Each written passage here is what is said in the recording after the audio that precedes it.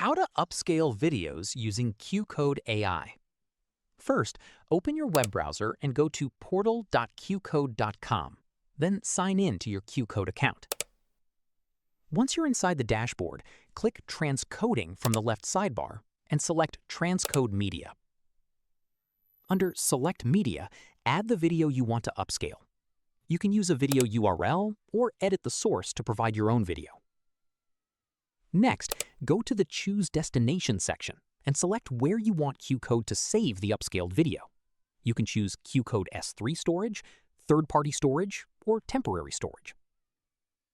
Now, configure the output settings for your video.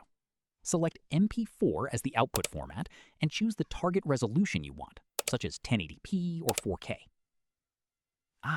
This is where you enable AI upscaling. You can also select an AI upscaling quality mode. Standard is designed for faster processing, Premium is optimized for noisy or low light footage, and Max provides the highest quality at slower processing speeds. Once your settings are ready, submit the transcoding job. After processing is complete, go to Job History to check the status and access your upscaled video. And that's how to upscale videos using Qcode AI and improve the resolution of your footage.